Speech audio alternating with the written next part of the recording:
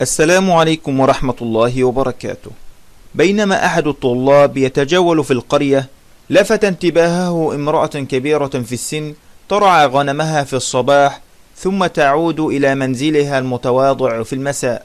رق حاله لها وسأل أهل القرية عنها فأجابوه أنها هكذا كل يوم تذهب بغنمها لترعى في الخلاء وفي المساء تعود.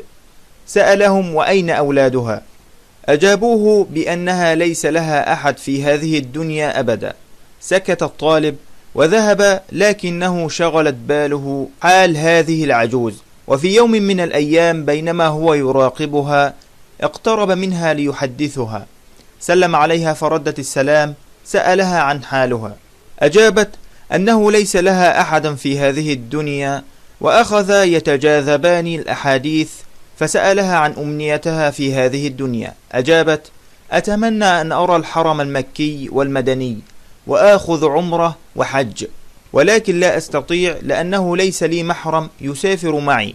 ذهب الطالب وأخذ يفكر بأمرها وما تريده من هذه الدنيا سوى العمرة والحج.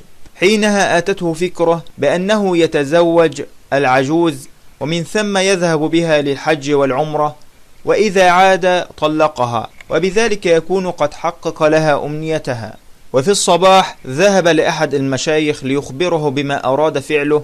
أجابه بأنه عين الصواب، ولكن أخبر العجوز إن رغبت أتممنا لكم الزواج. ذهب الطالب إلى العجوز وطرح عليها الفكرة.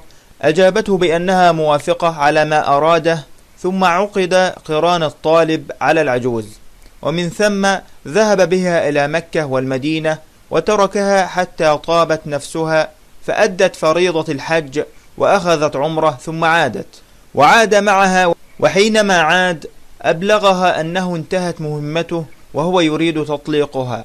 قالت له دعني على ذمتك واذهب حيثما شئت، لا عليك. تركها على ذمته حتى انتهت دراسة الطالب في هذه المدينة وأراد أن يرحل إلى مدينته. أخبر العجوز بأنه راحل إلى مدينته دون عودة، وأنه يريد أن يطلقها. أجابته لا تفعل، واذهب حيثما شئت. قال لها إنه لن يحضر إلى هذه المدينة أبدا.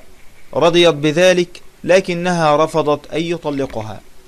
ذهب الطالب إلى مدينته دون عودة، لكن لم يطلق العجوز. وبعد مدة وبينما هو بإحدى مجالس الشباب، جلس أصدقاؤه يمازحونه ويسألونه عن العجوز وماذا حصل. أجابهم أنه لا يدري عن أمرها شيئا. وبينما هو جالس لوحده، حدثته نفسه أن يزور العجوز ليرى ما خبرها. وصل إلى مدينتها وذهب لقريتها التي تسكن فيها. سأل عنها وضحك منه السكان وأجابوه بأنها قد توفيت.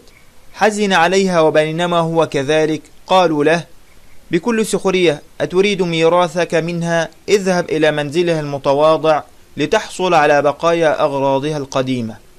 وهناك وجد الشاب قشة صغيرة تحتوي على ثيابها، وبينما هو يتأملها إذ بورقة صغيرة تسقط بين يديه، وقد تم طيها بقوة. فقام الشاب بفتحها لعلها وصيتها ليرى ما فيها، ليفاجأ أنها ورقة لصك أرض ورثتها من ابن عمها، حيث إن هذه الأرض تقع على شاطئ جدة، وموقعها موقع استراتيجي. حينها أخذها الشاب وذهب إلى الأرض ليبيعها، فوجدها بأغلى ثمن، وهناك باعها ب3 ملايين ريال سعودي، ليعود إلى أصدقائه وكله عزة وفخر بما عمله بتلك العجوز المسكينة. ولعل ذلك كان مكافأته على حسن نيته الصادقة. نعم، اقض حوائج الناس واذهب دون أن تنتظر شكرا، فالخير سيرد إليك لا محالة. والسلام عليكم ورحمة الله وبركاته.